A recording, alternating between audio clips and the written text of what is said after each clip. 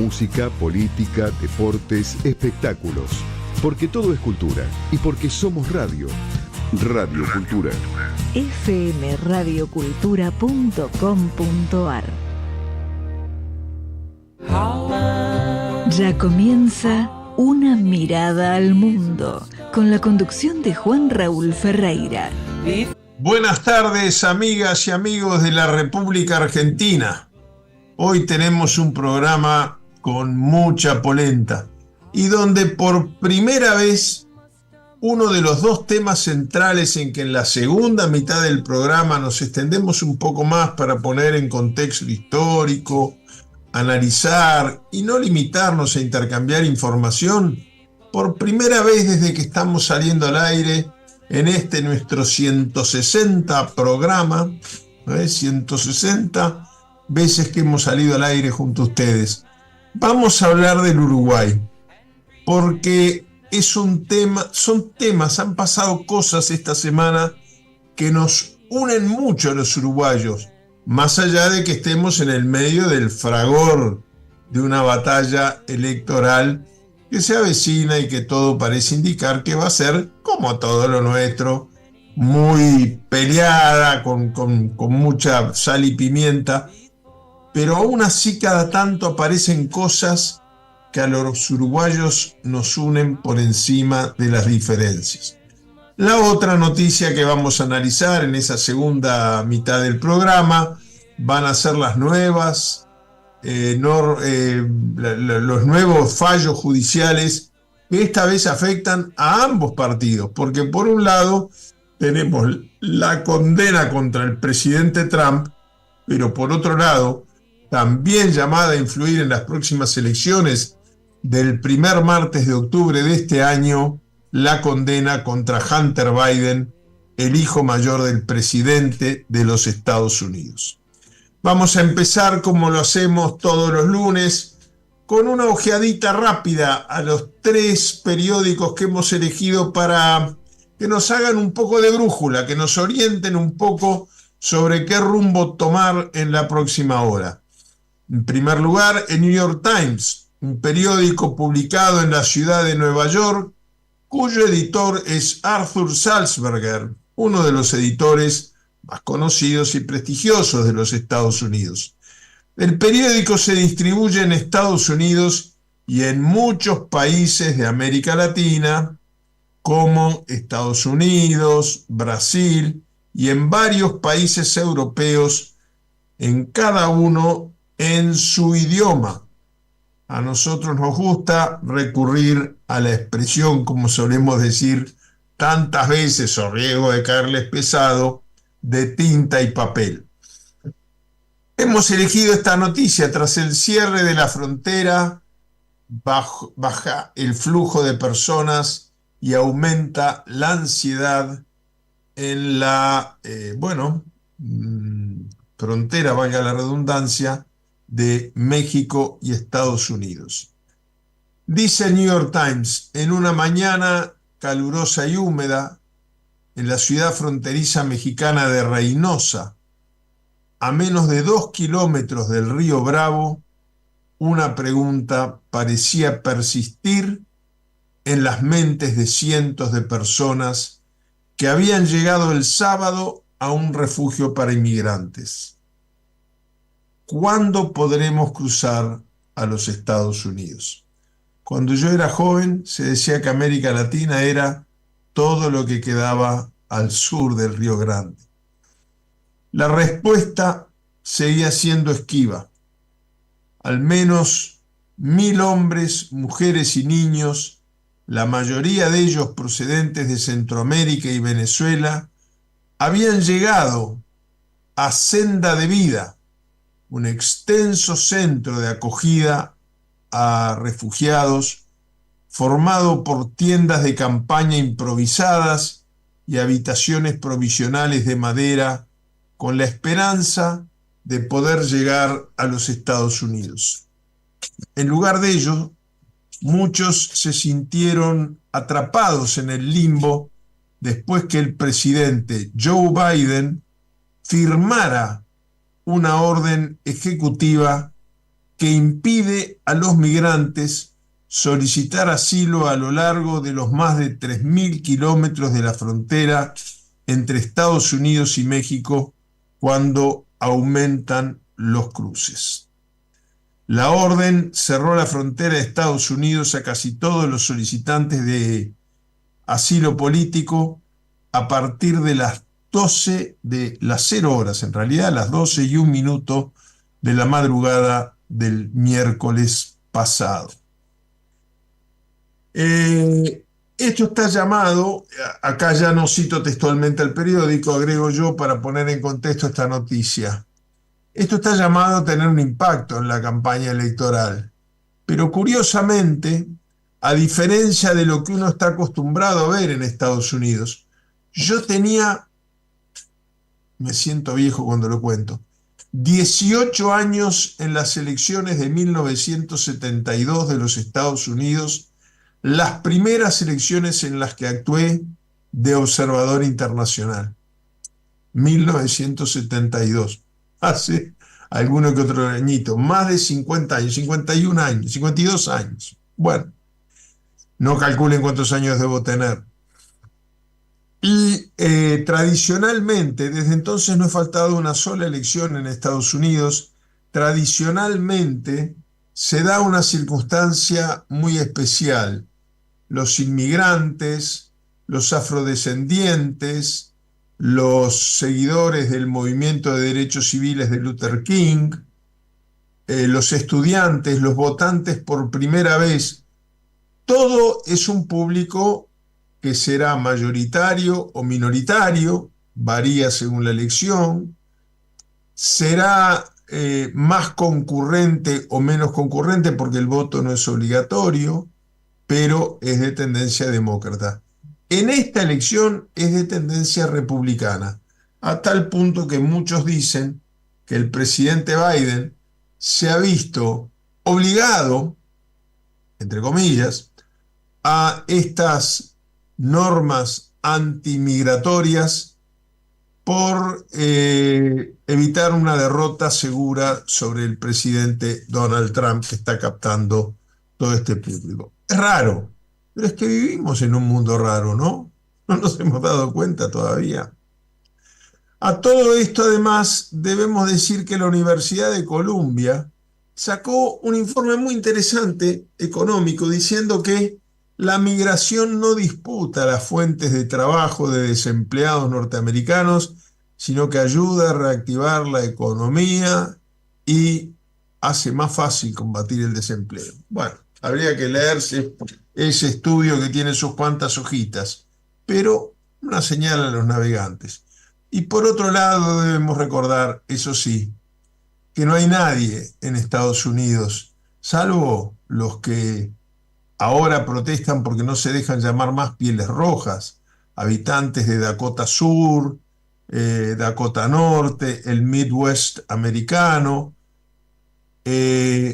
Todos los demás son hijos de inmigrantes. ¿Qué pasa si a sus antepasados los hubieran recibido así? Vámonos hacia Europa para ver el diario El País de Madrid, un periódico español fundado en 1976. Se redacta en castellano, aunque también se publican sus contenidos en catalán, por ejemplo el suplemento Quadern, con muchas noticias sobre la región autonómica de Cataluña, en inglés y en portugués para El Exterior. Tiene su sede social y redacción central en Madrid, pero cuenta con delegaciones en casi todas las ciudades capitales regionales de España, como Barcelona, Valencia, Sevilla, Bilbao, Algeciras, desde las que edita diferentes ediciones territoriales, así como también la edición nacional en el exterior, en México y en Brasil, en la ciudad de San Paulo. El País de Madrid hace hincapié en la reunión que se celebró en Suiza para lograr un acuerdo de paz sobre Ucrania. Ucrania aplaude el acuerdo de paz de Suiza pese a la falta de unanimidad entre los participantes. No todo lo que brilla es oro. Potencias del sur global como la India, Sudáfrica, Brasil, México, Arabia Saudí e Indonesia, además de el Vaticano como Estado, no adhieren a la propuesta de Zelensky, el presidente ucraniano, que anuncia la preparación de una segunda cumbre en meses, no años. La declaración final en apoyo a la paz en Ucrania, que se ha debatido este fin de semana en la cumbre por la paz convocada para Suiza, que de alguna manera rompe su tradición de neutralidad al meterse en el tema a favor de la paz y del consenso, pero de alguna manera rompe una vieja tradición diplomática suiza. Bueno, no ha obtenido el apoyo unánime de los líderes mundiales que participaron. Hasta 90 países han acudido a esta reunión en un hotel de lujo, el Bürgenstock, en los Alpes suizos, donde se buscaba desarrollar un entendimiento común sobre el camino hacia una paz justa y duradera en Ucrania. Primer esfuerzo en esta dirección que aparece en los ya más de 2 años que lleva esta guerra. ¿Quién nos hubiera dicho hace 2 años, porque después apareció el conflicto del Medio Oriente, que íbamos a vivir en un mundo tan belificado, ¿existirá la palabra?, tan transformado en las seriales que veíamos de muchachos sobre la Segunda Guerra Mundial, combate con el sargento Sanders, ataque? Todo eso es juego de niños comparado a lo que está ocurriendo en el mundo en que nos ha tocado vivir y el que estamos dejando a nuestros hijos. Ucrania exige sobre todo que se debatan las propuestas. Nos vamos ahora al diario Le Figaro en francés, un periódico, el más longevo de tirada nacional de los que aún se publican. Fue fundado el 15 de enero de 1826. Debe su nombre, Figaro, Le Figaro, al célebre personaje creado por Beaumarchais. Su sede está en la ciudad de París. Le Figaro elogia a Ayuso, la presidenta de la Comunidad Autónoma de Madrid, a quien considera la bestia negra de Sánchez y el descubrimiento político del año 2020. El diario francés entrevista a la presidenta de la Comunidad de Madrid, que ve como una nueva musa de la derecha española. La califica como la nueva musa de la derecha y bestia negra del gobierno, como dice el propio título de la nota. El medio considera que la dirigente regional es el descubrimiento político del año 2020 e incide en que ha hecho que se escuche su voz siempre diferente a la del Poder Ejecutivo Central.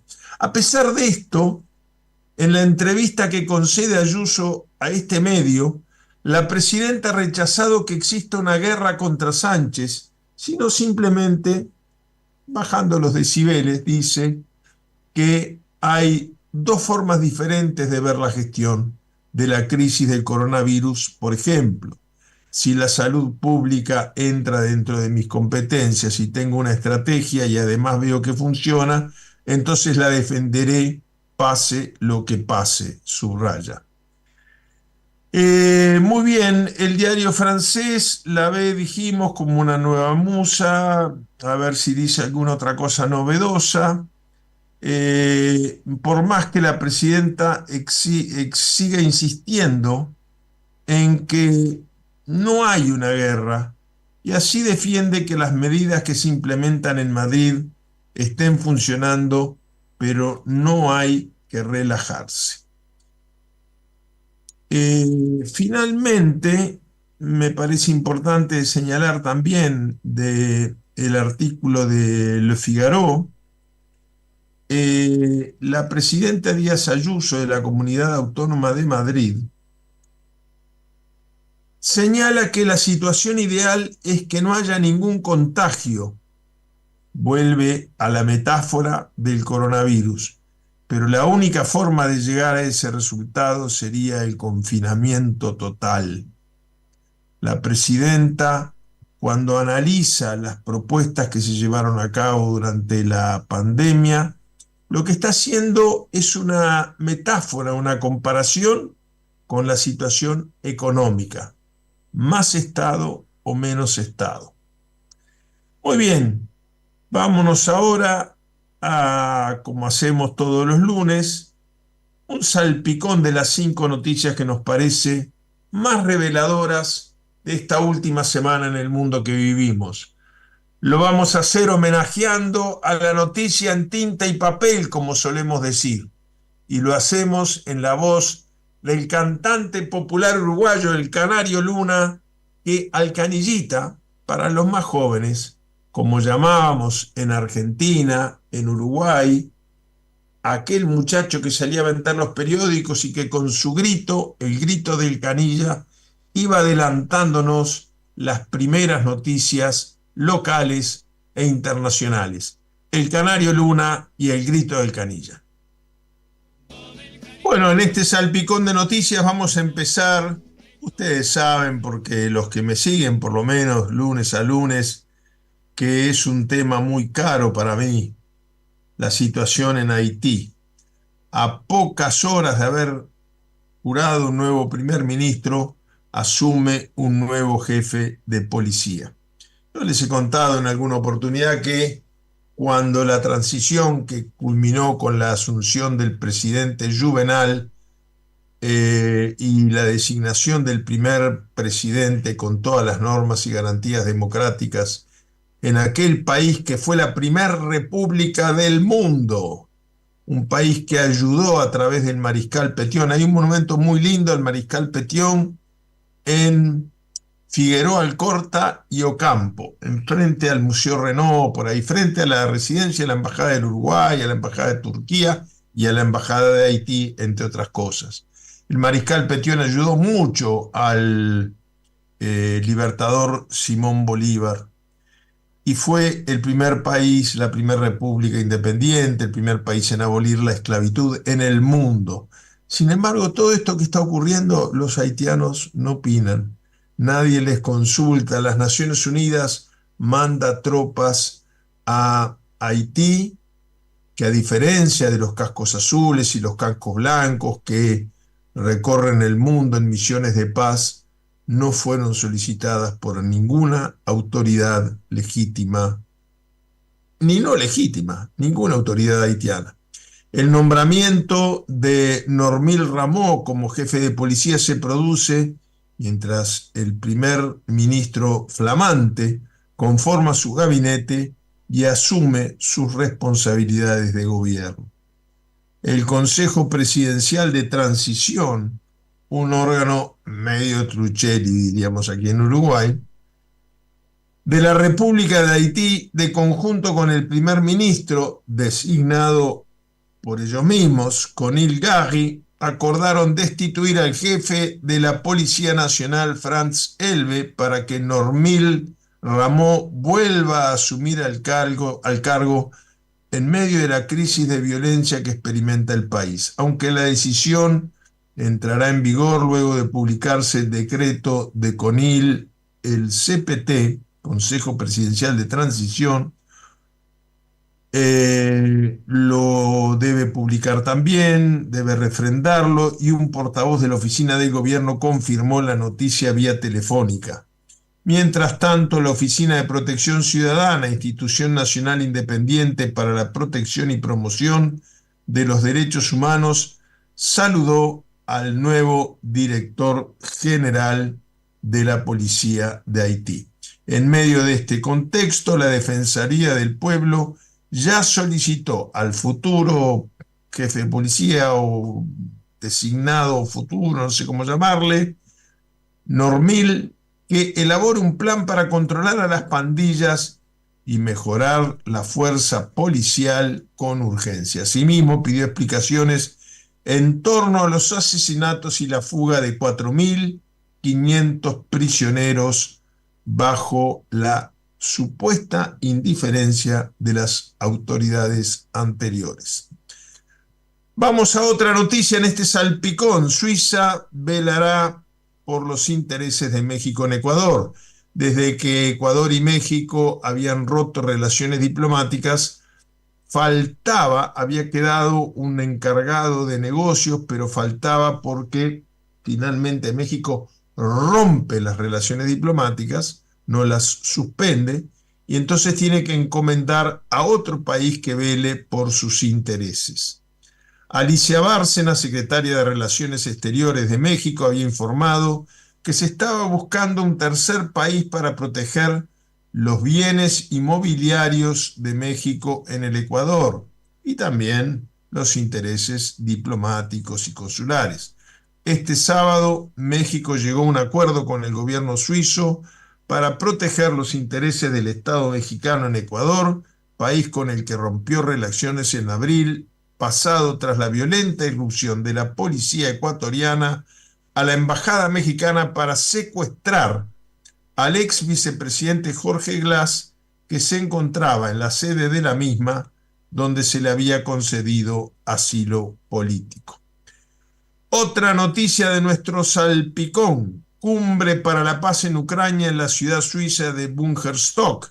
Recién comentamos algunas frustraciones que señalaban los diarios europeos sobre la falta de consenso. Un total de 16 naciones del grupo BRICS no firmaron la declaración final, incluido México, durante las conversaciones sobre el conflicto de Ucrania y Rusia en la cumbre de la paz de Ucrania en la ciudad suiza de Bungerstock. El documento fue firmado por 84 de los más de 100 países y organizaciones participantes del evento, exceptuando los que no quisieron hacerlo, que fueron México, Brasil, Sudáfrica, Arabia Saudita, Armenia, Bahrein, Emiratos Árabes Unidos, la India, Indonesia, Libia, Tailandia y Ciudad del Vaticano como Estado soberano. Esto para complementar la información que vimos que nos daba el periódico Le Figaro. Por su parte, la canciller de México, Alicia Bárcena, declaró que apoyará 4 cosas. Hay que dedicar esfuerzos diplomáticos para que la Federación Rusa sea incluida en esa discusión, y esto fue contestado por la propia presidenta suiza, Viola Amert, que precisó que en el foro habían surgido demasiadas diferencias de opinión, muchos más que las que el gobierno suizo esperaba cuando convocó la reunión. Otra noticia de salpicón: protestan contra plan de eliminar subsidios a la gasolina en Ecuador. Las organizaciones sociales manifestaron su rechazo a las políticas neoliberales impulsadas por el presidente Daniel Noboa. Ante el plan de eliminar los subsidios a la gasolina por parte del gobierno de Ecuador, más de 11 organizaciones sociales se movilizaron este miércoles para expresar su rechazo. Los manifestantes, convocados por organizaciones miembros del Frente Popular, iniciaron la jornada de protesta desde las cercanías del Instituto Ecuatoriano de Seguridad Social y avanzaron marchando hacia la sede del Palacio Carondelet, sede del Poder Ejecutivo.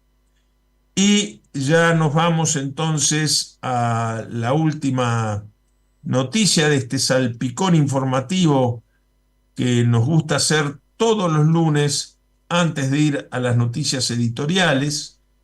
Y les vamos a comentar que alrededor de 3.000 niños están a punto o están en peligro, vamos a ser más optimistas, están en peligro de morir de hambruna en el sur de Gaza. 3.000 niños con un nivel de hambruna que pone su vida en riesgo. Ello tras quedarse sin tratamiento por desnutrición aguda y moderada, grave, mientras la violencia desgarradora y el desplazamiento continúan afectando el acceso a las instalaciones y servicios de salud para las familias desesperadas, informó el Fondo de las Naciones Unidas para la Infancia, la UNICEF. Al mismo tiempo, debemos decir, porque le damos una importancia muy grande, debemos decir que una comisión especial, dejando de lado lo de UNICEF y UNRWA, el organismo especializado en el tema de los derechos humanos inalienables del pueblo palestino, el Consejo de Naciones Unidas había designado ya antes de la guerra un grupo para velar por el respeto de los derechos humanos en la región y ha condenado duramente tanto a las autoridades de Hamas, el grupo terrorista palestino, como a las autoridades israelíes por cometer delitos de lesa humanidad y delitos de guerra penados por el derecho internacional penal. ¿Cuál es la importancia, aparte de lo triste que es, de que un organismo de este tipo se expida? Y que no es un organismo sesgado, que se expide sobre un lado y sobre el otro no. Condena con la misma dureza los atentados contra la vida y la libertad del 7 de octubre cometidos por Hamas, como a su vez la reacción del gobierno de Israel. Bueno, y ahora vamos a ir a la primer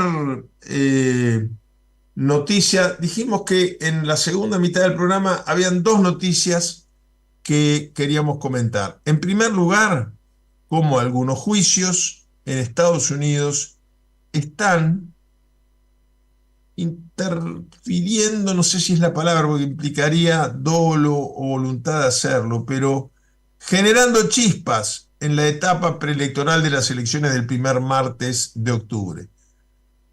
Dos juicios que ya tienen condena. Uno contra el expresidente Donald Trump, y otro contra Hunter Biden, el hijo del presidente de Estados Unidos. Vamos a recibir esta noticia con una música de tipo rock, ya que la noticia es un poco triste, una noticia que nos levante un poco el ánimo, que está dedicada a los abogados penalistas de Estados Unidos. Lawyer, Guns and Money se llama esta canción de rock que habla sobre los abogados penalistas. Es una manera de introducir la noticia. Tenemos acá dos veredictos muy importantes. No hay sentencia porque hay muchos estados, la mayoría de los estados donde hay jurado. El jurado debe pronunciarse por culpabilidad o inocencia por unanimidad, pero luego la sentencia la aplica el juez. Hay otros estados donde es distinto y donde es el propio juez, el propio jurado el que establece también la pena. Bueno, por un lado tenemos que en Delaware se realizó el primer juicio penal al hijo de un presidente de la historia de los Estados Unidos. También inaudito como el primer juicio con un veredicto de culpabilidad contra un expresidente de Estados Unidos. Todo en la misma semana. Pero primero vamos a referirnos a aquel por el cual resultó inculpado el hijo del presidente Biden, Hunter Biden, y podría tener un impacto en la aspiración de reelección de su padre Joe Biden. Con 54 años de edad, Hunter Biden era acusado de 3 delitos penales por compra y posesión ilícita de armas.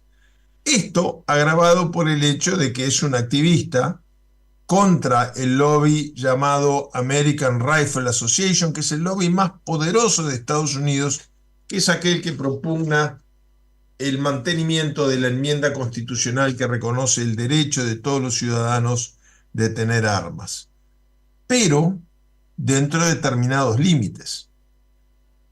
Según el veredicto, Hunter Biden mintió en octubre, al rellenar los formularios requeridos para la compra de un revólver, asegurando que estaba libre de adicciones cuando en ese momento consumía habitualmente y desde hacía ya muchos años y con tratamientos médicos de por medio, grandes cantidades de alcohol y de crack, una peligrosa droga. Bueno, por un lado uno puede decir que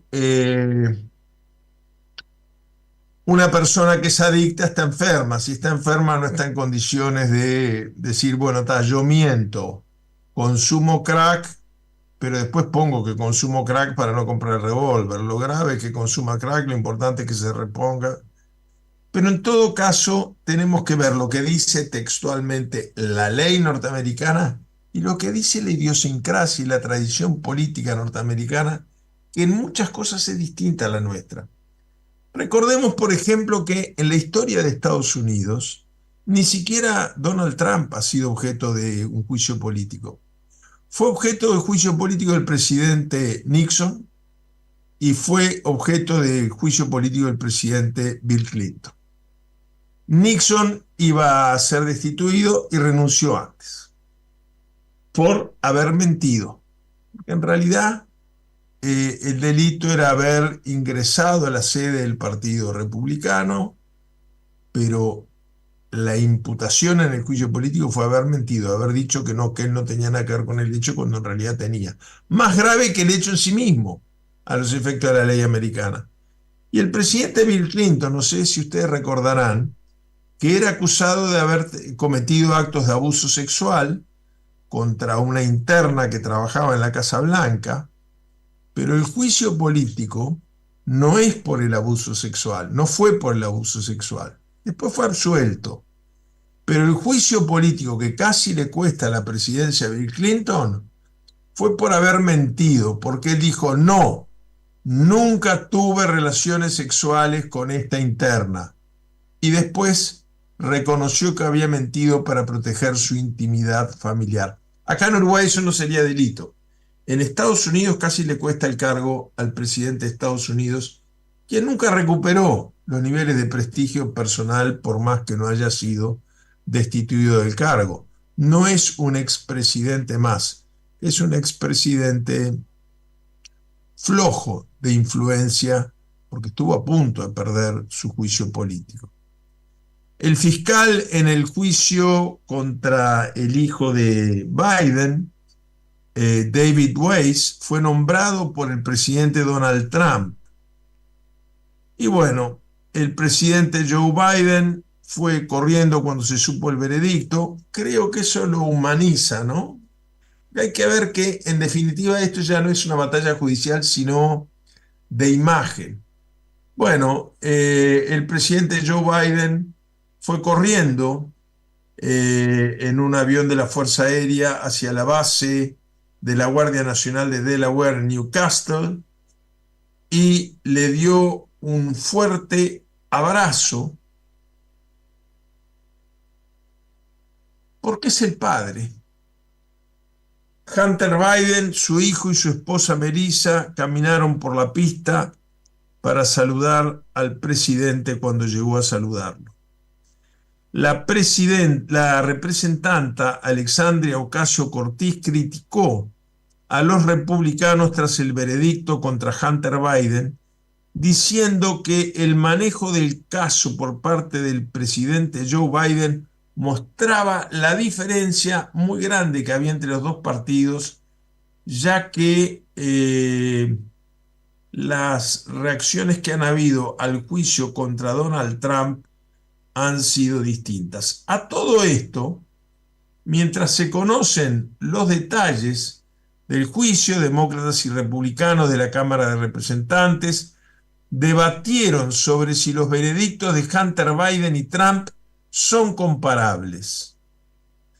La representante republicana Harriet Hackman, de Wyoming, dijo que el juez fue elegido cuidadosamente y los testigos expertos fueron excluidos de testificar claras diferencias como perjudicando, según ella, al Partido Republicano entre los dos juicios. Biden anunció el martes las medidas que la administración tomó para fortalecer las leyes sobre armas, mejorar las penas para quienes las violen, aun cuando su hijo fue condenado horas antes por cargos que se verían perjudicados con esta legislación. Fue una señal también al electorado.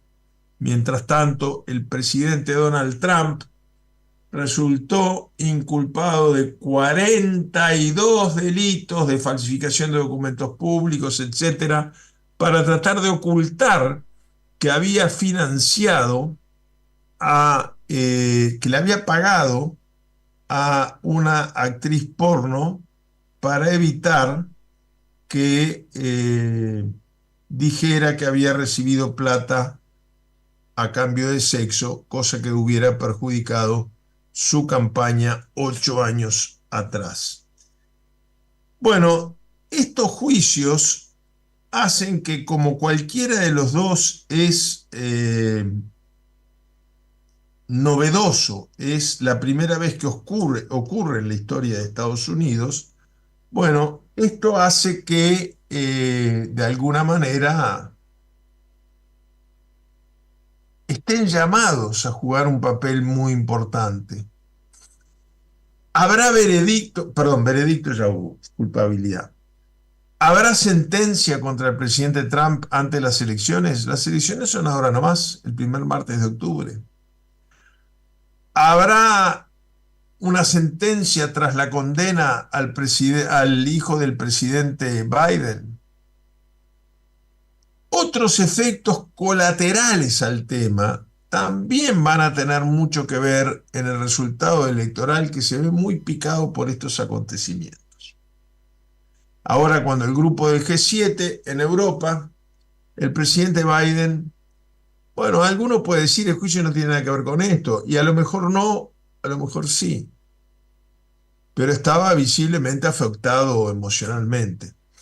Incluso hay una toma tremenda, en que el presidente Biden, cuando todo el mundo se da vuelta para saludar hacia un lado, se da vuelta hacia el otro, y mira hacia el infinito y ve que no hay nadie, y levanta los dedos y saluda con la mano hasta que la esposa viene y lo da vuelta. Entonces él ahí queda un poco confundido, saca los lentes negros, con la mano muy temblorosa se los pone y pide que lo retiren del lugar. ¿Tendrá algo que ver con el momento emocional que está viviendo? ¿Será que la edad le dijo hasta aquí llegaste? ¿Será que el Partido Demócrata no quiere ganar esta elección porque sabe que Donald Trump es un candidato muy difícil y no va a malgastar un candidato y permitirá que siga adelante la candidatura de Joe Biden? Todas estas cosas hay que esperar para saber, pero que los juicios penales contra el hijo del presidente declarado culpable y contra el expresidente Trump declarado culpable van a jugar un papel muy importante en las próximas elecciones. Y bueno, ya en la convención los dos candidatos tienen la cantidad de votos necesarios para proclamarse. Falta simplemente que se hagan las proclamaciones y se realice la elección. Allí, recordemos, no hay primera y segunda vuelta, el que gana, gana. Tampoco hace falta porque siempre hay dos candidatos que saca uno de ellos más de la mitad de los votos. Bueno, vamos a irnos a la última noticia que queremos compartir con ustedes en el día de hoy, que es unos días, uno por un festejo, una celebración, otro por una despedida de alguien que se fue y que al pueblo uruguayo, y me atrevo a decirlo sin excepciones, por encima de cualquier diferencia religiosa, filosófica, política, ideológica, le ha partido el corazón a la mitad, pero en vez de expresarlo con dolor, lo expresa con un sentimiento de identidad y de unidad nacional. Yo siempre digo que no me gusta comentar noticias, ni argentinas ni uruguayas, pero cuando las noticias son lindas como esta, vaya si será un placer compartirlas. Vamos a recibir, para recordar junto a ustedes, la partida del cantante popular uruguayo Pepe Guerra. Un hecho, me atrevería a decir, único en la historia del Uruguay. Miren lo que estoy diciendo. No muy importante, no de los más importantes. Yo me atrevería a decir único en la historia del Uruguay. El pueblo uruguayo llora a Pepe Guerra, autor entre tantas otras cosas e intérprete de lo que el pueblo uruguayo adoptó por encima de la ley como el segundo himno patrio, a tal punto que hay presidentes que han asumido y después de escuchar el himno nacional, ha subido Pepe Guerra al estrado a cantar a Don José, este himno José Artigas, que para todos los uruguayos es otro himno nacional. Les decía que es una semana de muchas emociones para el pueblo uruguayo. Por un lado, una conmemoración que se hace todos los años desde hace 4 décadas, pero que en el día de ayer, el domingo 16 de junio del 2024, se conmemoraron de este festejo, de esta conmemoración, de este recuerdo, 40 años. Y vaya si habría agua debajo del puente para contarles de lo que han pasado estos 40 años, de cómo el pueblo no ha olvidado aquel día y de cómo fue la conmemoración del día de ayer, que empezó mucho antes y que sigue. Yo tengo que confesar una cosa antes de seguir, y voy a tratar de ser en esta primer noticia de las dos lo más breve posible porque me comprenden las generales de la ley. Yo soy parte de esa conmemoración, me da mucha vergüenza decirlo, pero a ustedes les tengo que decir la verdad. Ayer se conmemoraron 40 años del regreso de un dirigente político que estaba exiliado, que había decidido hacer de su lucha por el restablecimiento democrático uruguayo una causa nacional y no partidaria, y que regresó desde la Argentina, que ya había recuperado sus libertades democráticas y en la cual todas las fuerzas políticas, el propio gobierno del presidente Raúl Ricardo Alfonsín, más peronistas, el resto del Partido Radical, el partido de Oscar Allende, Arturo Frondizi, no sé, no quiero seguir con los nombres porque sería injusto con los olvidos. Facilitaron el regreso de Wilson. ¿Por qué digo que me comprenden las generales de la ley? En Uruguay no tendría que explicarlo. A ustedes, hermanos argentinos y hermanas argentinas, sí. Porque Wilson Ferreira Aldunate, que regresó ayer hace 40 años, era mi padre. Pero además vivimos el exilio juntos. Yo era muy joven, ¿eh? Y hace 40 años que volví. Él murió hace muchos años, 36. Pero volví con él y fui preso con él. Y mucha gente lo recordaba así, el regreso de Wilson con su hijo Juan Raúl. Cuando llegamos al puerto de Montevideo, nos subieron a sendos helicópteros. El de él fue a un cuartel militar en la ciudad de Trinidad, departamento de Flores, y el mío fue a la ciudad de Paso de los Toros, departamento de Tacuarembó. Así fue nuestro regreso, yendo presos. Pero yo recuerdo, y con esto creo que no tengo por qué compartir mucho más, yo recuerdo que cuando estábamos subiendo al barco que nos traía de regreso al Uruguay, el Ciudad de Mar del Plata 2, ahora se llama Hotel Don Pancho y está ahí abajo del puente Sarte Brazo Largo, estuvo encallado frente a la capital de la provincia de Corrientes mucho tiempo. Y un periodista argentino le pregunta a mi padre, se llama Wilson Ferreira Dunate: Wilson, ¿por qué vuelve para ir preso? Dice: yo no vuelvo para ir preso. Sé que voy a ir preso, que no es lo mismo. De ellos depende meterme preso, pero solamente de mí depende ser un hombre libre. Eso me quedó a mí como una hoja de ruta para el resto de mi vida.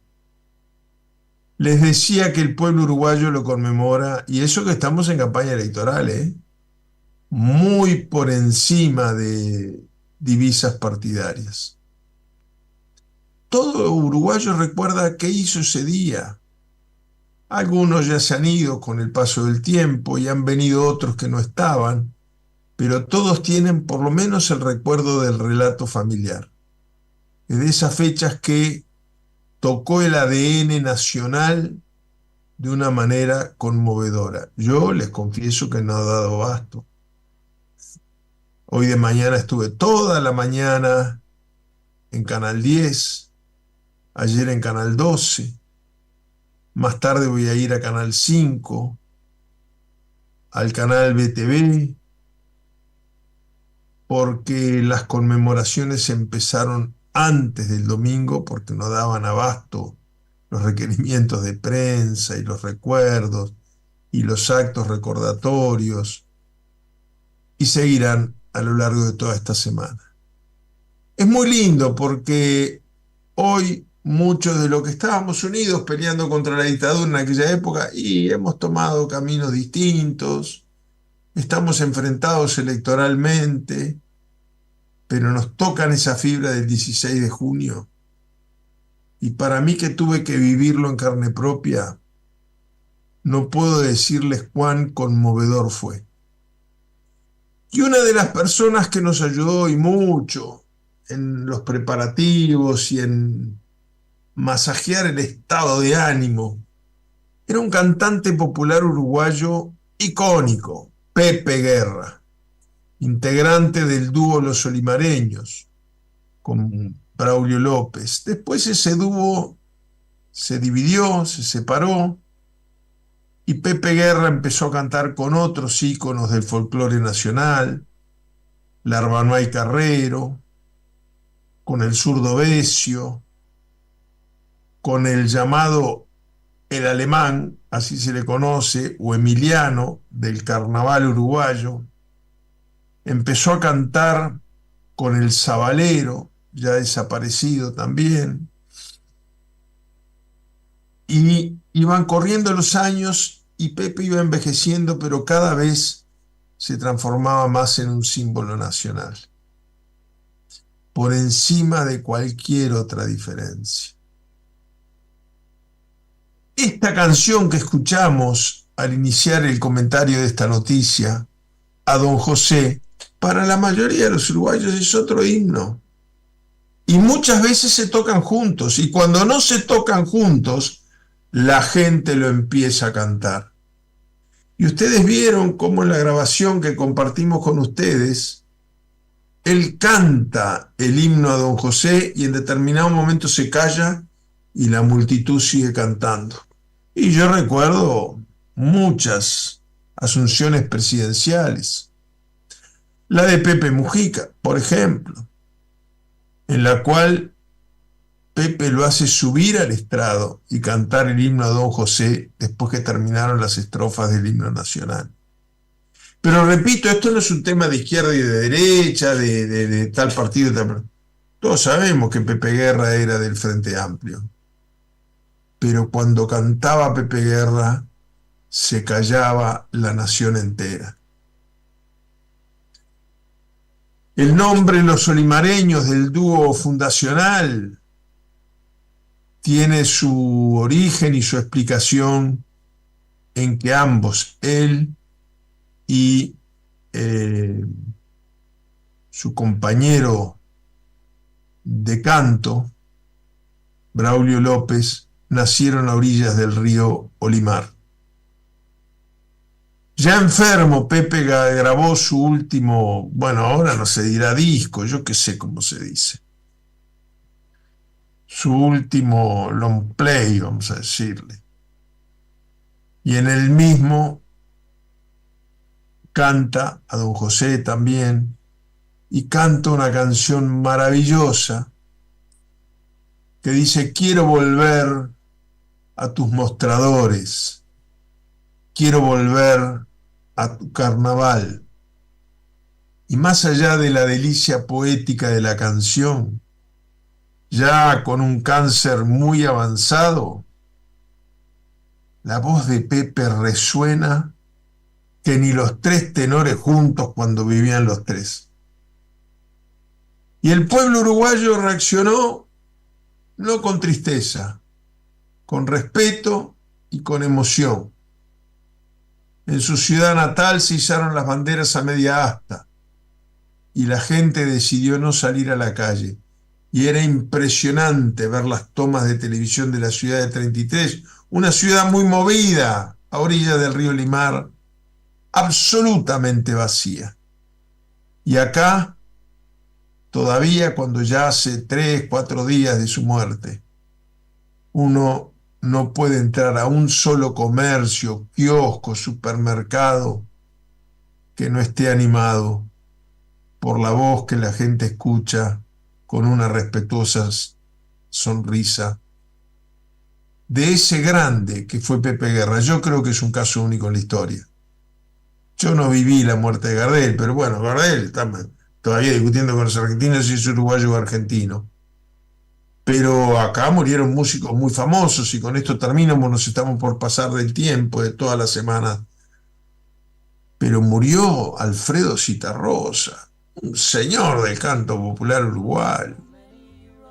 Murió el Sabalero, pero nada ha dejado una huella como la que dejó Pepe Guerra.